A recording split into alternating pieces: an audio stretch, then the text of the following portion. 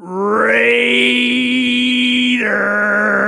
All right, it's not AP, but I do feel like I've got to start every episode that we do just like that. That's the vibe. That's the energy. That's what we love about what's going on with the Las Vegas Raiders right now with new head coach Antonio Pierce, new GM Tom Telesco, and we are fired up to talk about those two guys being in lockstep and generating a draft class that's going to help this team get back to the postseason. What's up, everybody? Welcome to episode 1 of the 2024 season of the Raiders NFL Draft Podcast. I am Rhett Lewis, here with the true NFL Renaissance man, from player to scout to multimedia superstar, Bucky Brooks. What's up, Buck, man? Let's do this thing. No, man, look, it's a lot of fun. And I can't tell you how exciting it is to be back talking about Raiders football. There's been so much that has gone on. AP getting the job, Tom Telesco coming over as the top personnel man. And so it's an exciting time. We saw how the team finished. Now it's about putting pieces, adding pieces to what appears to be a very solid foundation to see if this team can kind of rise up to contender status. Yeah, for sure. And look, we're going to get into the fact that we are smack dab in the middle of All-Star game season. You and I both on the call for the East-West Shrine Bowl on NFL Network. If you don't see it live on Thursday night, last night of January, then you're going to have an opportunity to see it, or rather first night of February. You're going to have a chance to see it on down the road. And there's going to be some Raiders here. There were some Raiders from last year's game, which we'll get into, talk about some players that we love from the Shrine Bowl, from the Senior Bowl as well, going on in Mobile, Alabama. But of course, let's start here by kind of giving the macro view of what the Raiders are going to be looking at. Obviously picking outside the top 10 this year, just outside at number 13, one of 9 picks, but only 3 in the top 100. The remainder of the 6 come beyond rounds 3, right? So getting into getting into day 3, we have 3 picks in the 7th round. So it's still an opportunity, to fill out this roster and find some impact players. But you really got to hit on those high value picks when you don't have a ton of them, right? So picking at number 13, we'll get into that. Let's kind of lay out where you could see potential for Tom Telesco and Antonio Pierce and this personnel evaluation team now to kind of look, it's never about filling needs, it's about finding really good players, but it's great when the need matches, a really good player and high on your board. So how do you see the potential areas that we could address here? Like Rhett, as we look at it, and as every team looks at the offseason plans, they got to figure out, okay, where are we strong at, where are we weak at, what is available in free agency, and what will be available in the draft. We'll just talk about the draft itself. Yeah. When we look at the draft class, look, man, this draft is strong at the offensive line. I mean, we could talk about 7 or 8 offensive linemen that are first-class worthy. Really solid at defensive back. You have some playmakers, obviously, at wide receiver. There will be available. There are a ton of quarterbacks, particularly early, that have a lot of interest. And then what you have is, a dramatic fall off after you get to round 3 in terms of the talent. So the top 100, top 125 players would be solid. But due to COVID and early entries and all of this stuff, this class is a little weaker than most when it comes to the overall depth. So if you're the Raiders, you kind of got to do your work a little early and then find the right guys to target when it comes to those developmental prospects later in the draft. Again, yeah, great points there. And look, and obviously, the draft haul in totality, like all the picks and where they're at, that stuff could change, right? From now until we get to the draft with trades and with comp picks getting sorted out and all that. So we'll kind of keep everybody up to date on where that stands. But as of right now, Raiders will go on the clock at the 13th overall pick on April 25th this year in Detroit, Michigan, home to the NFL draft, which would be kind of fun considering the success that the Lions had. Man, you think back on their blueprint, they went grit, they went toughness, they went physicality with their 2 first-round picks last year, really paid off. Be curious to see if that's a model more teams look to, but obviously you got to fit with what your strengths are, what your team philosophy is. And, that's something that obviously Antonio Pierce and Tom Telesco are going to have to figure out. But if we do look back in Tom Telesco's history, man, hit on some really good picks, especially early on in the draft. Obviously getting Justin Herbert, one of the best quarterbacks in the league, was big as a top 10 pick. then hit on some real good offensive linemen. Zion Johnson, most recently, Yes. Rashawn Slater the year before that, who two mainstays on the Chargers offensive line. Uchenna Nwosu was a really good day 2 Yeah. pick, for them. Ended up going up to Seattle in free agency. Tuli Pelotu. So like Telesco's had a knack for finding really good players early on in the draft. You mentioned, strength of the class, being offensive linemen. Look, love what Colton Miller's been doing on the left side. Yeah. Maybe there's an opportunity on the right side to maybe get a little bit stronger, create some more depth there. I think a guy like J.C. Latham maybe is one of the best right tackles in this draft from Alabama. Might be something to look at there. How do you see the potential options with that first pick? Yeah, well, first thing, I think everyone should understand Tom Telesco's history. He sat at the knee of Bill Polian for a long time. Bill Polian, Hall of Fame executive. I think a 6-time executive of the year in the National Football League. And anyone who has ever been around Polian understands that, look, they believe in taking best player available. They believe that the player has to have requisite traits. They're not necessarily a gamble person, meaning they have great traits, but they don't have great production. They want really good football players. So the guys that you're going to see are going to be decorated college football players who check off the boxes when it comes to the prototype. Tom Telesco followed that formula, and it was very successful for him with the Chargers. The Chargers were one of the most talented teams. Everyone would say that when it comes to looking at their roster. With the Raiders, you want to attack it in similar fashion. We talk about the offensive line being one where you only have a couple guys on the contract beyond 2024. You have Colton Miller and then Dallin Parham. So you have to early attack that position. Yeah. And there's so many tackles and so many guards and stuff that you want to kind of look at it, see how do you want to build this team. The thing that we now know is AP has talked about being a physical at the line of scrimmage team. They want to run the football. So whether Josh Jacobs is back or not, the Raiders want to run the football because of running the football, it allows them to control the game. So the prospects that we're going to eventually talk about and look at are going to be guys that are really adept at moving people off the ball. I think you can anticipate having a bigger offensive line to have that physicality and toughness. And then you still have to be able to pass protect. But you talked about Detroit Lions and the grittiness and the toughness and those things. The common denominator potentially between the Detroit Lions and the Raiders, the Lions' rise to prominence was fueled by their offensive line. The Raiders could take the same blueprint and bring them right back in the AFC West and in the AFC. I think it's a great point. And, I think there's a lot to build on from last year's class in that regard. Like, I think Michael Mayer is going to be a player that could be really, really good in this league. We saw flashes of him in his rookie year at the tight end spot, kind of like the Lions went and got Sam Laporta in the second round. So I think there's still a lot of room for growth there. And some good tight ends in this class too, that might provide a nice complement there, as well, that we might get to. So, I think at 13, just like we had the conversation at 7 last year, and the Raiders end up going with Tyree Wilson, who, again, I think has monster potential in this league that's still pretty much untapped from what we saw, in his rookie year. I think we'll have that quarterback conversation again, despite the fact that Aiden O'Connell started a bunch of games and played really well at times. I think you're always looking like, all right, let's look at that tape and let's now close our eyes as we talk about on the Move the Sticks pod every now and then. Do we envision the confetti coming down on the head of Aiden O'Connell as a quarterback who just won us a Super Bowl? Maybe we do, but I think you're always looking, right? And Tom's going to, everybody's going to evaluate these quarterbacks no matter what. Now, obviously the top 3 quarterbacks likely going picks 1, 2, and 3. Right? Caleb Williams, Drake May, Jaden Daniels, all 3 quarterback needy teams up there. I think those guys are off the board very quickly, if not 1, 2, 3. But the next 3 might come a little bit later. And there might actually be a run on quarterbacks, and it could end up being a sweet spot in that 12 to 16 range. Obviously, where the Raiders are sitting now at 13, and we're talking about guys like Bo Nix, Michael Penix Jr. from Washington, and J.J. McCarthy, who was the quarterback who ended up winning the national title in a game against Michael Penix's Washington Huskies. McCarthy, of course, the Michigan Wolverine quarterback who declared as an underclassman.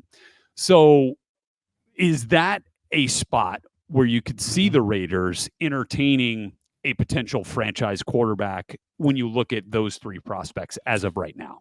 Well, I think so. And I think the 3 guys that you mentioned, Bo Nix, Michael Penix, J.J. McCarthy, in whatever order, those guys are going to be in conversation. One thing that we're learning when it comes to the young quarterbacks, and we talked about this a lot on various platforms, experience matters at the collegiate game. Guys that play a lot, have a ton of snaps, a ton of pass attempts, a ton of situations that they've experienced. They've been having a lot of success in the National Football League as young players. That leads me to Bo Nix and Michael Penix. When you look at Major experience.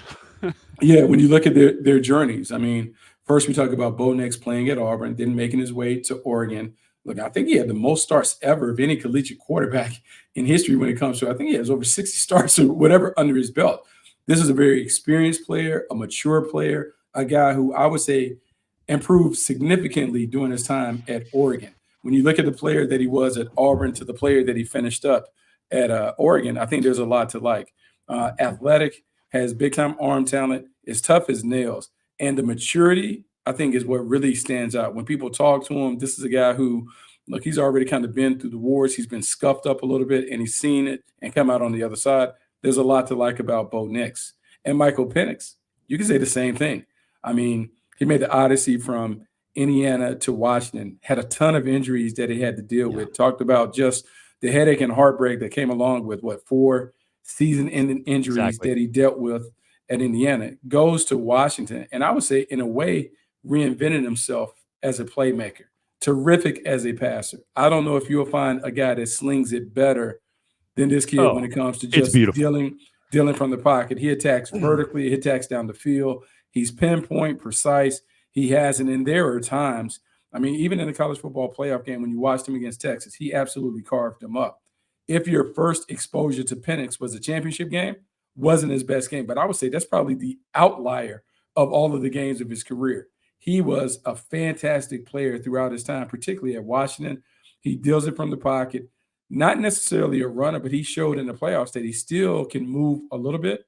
But this is a guy that everyone has always celebrated in terms of, if you want someone to deal from the pocket, to deal on time and rhythm, you're not going to find many players that are better than Penix. And then McCarthy, I think what we just put on him is the winner tag. He's a winner. He won a ton at Michigan. He would go down as one of the best quarterbacks in Michigan history, not because of the numbers that he put up, but the way that he led this team. And I think there's a selflessness that you will appreciate. Hey, whatever it takes to get the job done, McCarthy was able to do that. Being coached under Jim Harbaugh, he certainly understands the pro-style field and the leadership part of the equation. Doesn't have a lot of what I would say tape where you can kind of dig in and say, hey, where is he compared to those other guys? I think if you fall in love with J.J. McCarthy, you fall in love with the person, then you try and look at the potential of the player. But there's a lot to like about the person and the leader that he was at Michigan. Yeah, and again, like that's going to be the evaluation. You know, one of the evaluation points there for McCarthy is, okay, we didn't necessarily see a ton of him, making big plays through the pass game. Wasn't necessarily asked of him as much as the other guys. Not saying he didn't make those plays. He just didn't make as many of them. The volume is less than, just because of the nature of the offense he was in with Jim Harbaugh, who of course is now division rival here in the AFC West of the Raiders, coaching the Los Angeles Chargers. So I think those are all really good thoughts on those quarterbacks who do feel like the guys that are going to be available if the Raiders decide that franchise quarterback is the way to go, at number 13. And by the way, like, you don't have to force a quarterback into the lineup. Now, we see that happen a lot now, but, look at the Jordan Love example. If J.J. McCarthy is the guy that you really like, we know for a fact that Aiden O'Connell can start and win games in this league. And if you feel like you need to stash a quarterback for a little while to give him that experience that maybe he didn't have as much of at the collegiate level, there's a pathway, there's a model for doing that. And Jordan Love is reaping all the benefits of it right now with the Green Bay Packers, which again is something to kind of consider there. So a lot of options for the Raiders. This is so early in the process. We're still trying to get a real firm grasp on how teams view these players, how the league collectively views these players, and a lot's going to change. But the one thing, that remains the same is what they put out there on tape. And that's ultimately what's going to decide, who ends up a Las Vegas Raider at number 13. So we'll continue. Real quick, Brett, because let's just give them some names at offense tackle. I feel like I didn't give you. Yeah, please. I didn't follow up because you brought up J.C. Latham, who is a terrific player from Alabama. But some other names that we just want to keep in mind. Joe Alt from Notre Dame.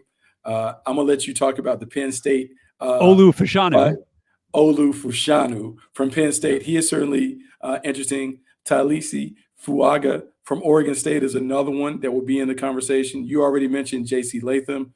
Amarius Mims from Georgia is an old school, just a big-bodied monster at the point of attack. And so when we think about these guys, the common denominator between a lot of these guys at the top of the board, supersized blockers at the point of attack, a lot of road graders, meaning they're physical, they excel in the running game. They have that. Some of those guys have dancing bear traits and qualities.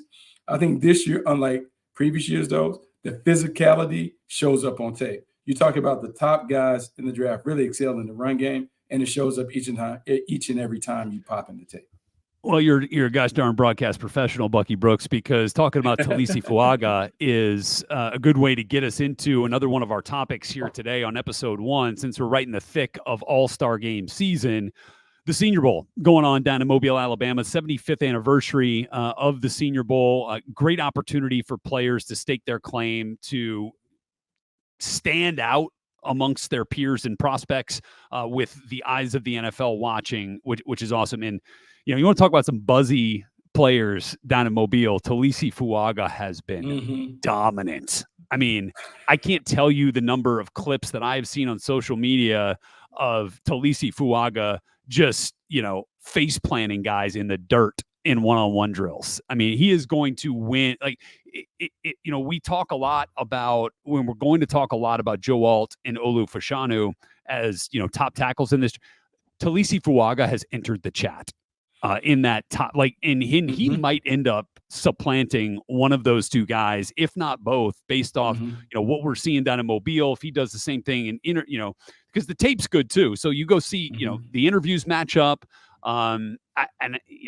It's been really fun to watch and to see guys like, the eyes of the draft world kind of opening to what this guy has really done and what he's all about. Because I got a feeling that, he might not even be an option for the Raiders at 13, the way he's playing. Yeah, look, he's playing terrific. And the thing about it, when you watch Oregon State, and I think everyone, particularly if you haven't paid attention to Pac-12 football, the Oregon State Beavers were one of the more physical teams that you would find in college football. Jonathan Smith, their previous coach, who's now at Michigan State, did a really good job of remaking the team in the image of a tough, physical, smash-mouth football team. A lot of run-heavy sets, really ran it at people. And Fuaga was a big part of that. His ability to move people, his ability to control the line of scrimmage, move people off the ball, and then finish them with violence. That's exactly what you look for. So the reports that are coming out about the Senior Bowl are not surprising to anybody who watched him play. This is what he does. And that conversation heating up about who are the top offensive tackles, you're right. He certainly has entered the chat. Yeah, I really do think that, and I'll be curious to see what post All-Star Game season mock drafts end up doing with Fuaga, because I think he's gonna skyrocket up there. We'll see if the league's thoughts end up matching up with what we've seen over the course of the last few practices down in Mobile. Another couple of guys that have really jumped out, and early on, in an All-Star Game setting, I think those one-on-one matchups where it's just about skill and not about scheme end up really coming to the forefront. And so you're talking a lot about wide receivers and DBs, and especially earlier in the week, wide receivers always seem to have the edge. It is more of an offensive focused drill. And so I am not shocked to see two very experienced wide receivers, two technicians in their route craft, really stand out amongst the rest. And that is, and we'll go in order here, but Ladd McConkey, who was a national champion at Georgia for 2 years before, this year not getting into the CFP. And then Roman Wilson from Michigan, who was a national champion this year. And I think both those guys, again, really showcasing their craft down at the Senior Bowl this week, winning a bunch of those reps. Yeah, Ladd McConkey is a guy who has absolutely terrorized opponents in the SEC for years. Every time you look up, man, 84 is just getting open. I mean, wide open. Consistently creates separation. Very patient with his route running. Has a great, I call it impeccable timing in terms of being in sync with the quarterback. He understands when he needs to get open, so he takes the time, particularly when they give him a little freedom to work in and out. He is terrific. Great pass catcher, great playmaker. He has the tools. And, I won't say it's unfortunate. We're at a time where there are wide receivers galore in the draft. First round, second round, third round. You can find guys who can do it. I mean, look, Puka Nakua, fourth round pick, Great point. fourth Fifth. round pick, fifth Yeah. round pick, came out and did it. I mean, we talk about Amon-Ra St. Brown. It was a fourth round pick who's been a dominant player. You can find him, and so you have to know what you're looking for. McConkey fits the bill, but so does Roman Wilson. Roman Wilson is one of the best playmakers that you're going to find. Yes. College football, man, he just wore people out, twisted defenses and knots with his spectacular route running skills. And then I just love how clutch he is. When they needed a first down, when they needed a big play, Roman Wilson was the one that they dialed up. And those two guys, not surprised. We're at a time where the craftsmen, the skilled route runners, the skilled playmakers are the ones that are dominating the National Football League. So I'm not surprised to hear those two guys having a lot of success early down in Mobile. Yeah, exactly. And I saw Roman Wilson in person a couple of times in the work that I do for my alma mater at Indiana. And, this is a guy who, despite the heavy run-oriented offense at Michigan, he was leading college football in touchdown receptions first half of the season. I mean, he's a guy that, may not get the volume of opportunities. Again, talked about the same thing with J.J. McCarthy as quarterback. But, boy, when you called his number, he made the most of it. And that's what you're talking about, too, with that clutch gene, because I saw it standing on the sideline at the end of the Rose Bowl in the fourth quarter. Michigan had to have a touchdown, right? Mm-hmm. And so they go to Roman Wilson, who makes a phenomenal focus type of catch off a deflection at the line that ends up getting them a first down. And then he's the one that ends up scoring the touchdown that sends the thing into overtime, which I thought was, again, showcasing the clutchness. And I think he's got a real natural ability to get in and out of breaks and to create separation. Like that stuff that, Amon-Ra St. Brown might be a good comp for Roman Wilson. The more I start thinking about this, because he's got a compact kind of physical build like Amon-Ra, and like that ability to generate, separation, in the blink of an eye like that at the top of a route is pretty unique, and it's very smooth. They kind of run the same way too. Yeah, they do run the same way. And what we're looking for now, we're looking for guys who have the strength and power to break tackles on the perimeter. We can talk about Amon-Ra St. Brown. We can talk about Deebo Samuel. The list goes on and on. Yeah. Now the playmakers on the perimeter, you got to have some running back to you in terms of being able to break tackles and make 5-yard gains turn into first downs. Roman Wilson does that. Matt McConkey does that. There are a ton of guys in this draft that have that ability, and more teams are going to covet those guys over just the one-dimensional speed merchants who don't have the ability to really make it happen with the ball in their hands. Yeah, and so looking forward to seeing what our guys Andrew Siciliano, Daniel Jeremiah, and Charles Davis all do on the call of the Senior Bowl, which I'm looking forward to watching here coming up in a couple of days as well. So let's move to the game that we are focused on during All-Star Game season. That is the 99th Annual East-West Shrine Bowl, which is held not in Las Vegas, home of the Raiders this year, but in fact in Frisco, Texas, home of the Dallas Cowboys. And so I am I'm wearing my Raiders gear here. I don't know. You got to be careful. He's watching. You got to be careful. You got to be careful. But, so, I wanted to start here because and obviously with the Senior Bowl, we'll talk a bunch about the quarterbacks, and especially after we get through with that, Bo Nix, Michael Penix there, Carter Bradley, an interesting name with some Raiders ties. There's dad, Gus Bradley. Of course, we'll talk about those guys. I think, you mentioned it at the top of our episode here in the experience of quarterbacks. And all 6 of the quarterbacks who are going to play in the 99th Shrine Bowl have played in more than 40 games, which is what we talked about with Aiden O'Connell. Right, who obviously impressed the Raiders in this setting here a year ago at the Shrine Bowl. And of course, on tape from his time, his extensive playing career at Purdue. So I think any one of these guys that are playing quarterback here, Bucky, could fit the bill as those Brock Purdy, Aiden O'Connell, Dorian Thompson-Robinson, Tommy DeVito, Tommy Cutlets over New York, all of whom saw significant action as a rookie.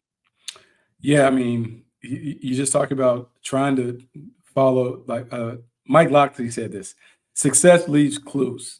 So when you look at the successful young quarterbacks, like what are the common denominators? What are the traits that are transferable that we can see? Well, Tommy DeVito and Brock Purdy and Dorian Thompson Robinson and all those guys, they played significant time. They had an extensive collegiate career that allowed them to see and experience a bunch of different things. The East West Shrine Bowl has more quarterbacks that would do that. And the quarterbacks that are playing in this game will be available kind of in that range, those day three Yeah, prospects, those developmental guys, the exactly. guys that you take and you pour into and you hope in time they outplay their draft status. So this is a great game to watch. It's been great watching some of these guys because look, it's a very talented collection of quarterbacks that are here. Is trying to figure out which one is going to pop, which is why we're really excited for the game. Yeah, exactly right. And, looking at some of the playmakers that we've seen in this game thus far. By the way, you mentioned Mike Loxley, his quarterback, Talia Mm-hmm. Tagovailoa, obviously here. It's why he was on the sideline watching practice this week, and Talia has done a really good job. But some of the playmakers, that we've been talking about a lot this week, Isaiah Williams, wide receiver Mm-hmm. from Illinois, a slot machine type of player. Malik Washington, Yeah, another one of those kind of give him an option route, give him a Hunter Renfrow opportunity, right? And yeah, he's going to make himself available for the quarterback, right? He's got a terrific knack for that, showed that in his final year at UVA, which was his final year in college after 4 at Northwestern. I think of a guy like Drake Stoops, too, who's kind of drawn some of how about those that? Edelman, Amendola, Welker, Renfro type, comparisons. Obviously, the name should sound familiar. He is, in fact, Bob Stoops' son. Um, Mhm. but another one that continues to show up, and I mentioned, at the top of the show, what Mike Mayer did, this year for the Raiders. Mhm. You find another compliment, another tight end piece to go along with what he's done. Dallin Holker might Mhm. fit that bill as a guy who's a little bit different. He's not necessarily your traditional Y, but a guy you can move around a little bit and really Yeah, get some matchup issues in the pass game. he absolutely can. And coming out of Colorado State, he was a guy that was very productive his final season, had over 700 yards, consistently found a way to put the ball in the paint. He is a tradition. He's an H back. Meaning Yeah. he's a move tight end. You want to move him around the formation, put him in space, put him in the slot, let him work one on one on those linebackers. If he improves his blocking, he's gonna be a guy we talk about. I think there is a chance for him to get into the first 2 days of the draft, be one of the top 100 pick because he is talented, maybe as Yes. talented as they come at the position. Yeah, no doubt. And we talked about tackle maybe being offensive line, especially on the right Mhm. side, being something that the Raiders look at. And I look at a couple of guys here and, jump in on any of these guys here, Bucky. But we've talked about Julian Pearls actually, going Yeah. to be on the right side at right tackle out of Illinois. A center like Hunter Norzad from Penn State, who's played a lot of football, 5 years in Happy Valley. Look at a guy from Boston College in Christian Mahogany, who's done some really good things. Mason McCormick from South Dakota State, one of 5 Mhm. Jackrabbits who are in this game from the back-to-back FCS national champions. All of those guys feel like players that could kind of step in and make an immediate impact based on their experience and production at the college level. Yeah, absolutely. You talk about Julian Pearl, 39 starts. This is the guy that has played multiple spots: right guard, right tackle, Yeah. left tackle. That the versatility is everything because there are a lot of offensive line coaches that like to put the best 5 on the field, and they will change the format. They will change the positions to accommodate that, just to make sure that they can get those guys on the field. Walter Rouse, not a right tackle, but a left side guy. But Yeah, he feels I like that. think, Yep. look, man, I think he's about as pure as they come as a left tackle. You think about all the experience that he had at Stanford, then going to Oklahoma and doing those things. He stood out. Just some good plays. And I want to follow up on you talk about Mason McCormick. Yeah. Small school standout, but when we talk to coaches, whatever, talk about him being maybe the best one here, just Yeah. gets it at a major level. And we've seen time and time again, some of the smaller school standouts, particularly on the offensive line, have been able to come and thrive. Makes me think of a Cole Strange a little bit. Like Great. guys that have been Great able to point. just Yep. kind of come in and play. He could be another one of those guys that kind of surprises. Doesn't get a lot of oohs and ahs on draft day, but then when you look in the season, he ends up having a lot of success playing. Yeah, Zach Tom was one of those guys for the Green Bay Packers, this year, who came Yes. right in from this game as a rookie and played a ton of ball up there for Matt LaFleur. So yeah, there's guys in this game who have that ability for sure. On the defensive side, it really does feel like there is a high concentration of talent Mhm. in the back end.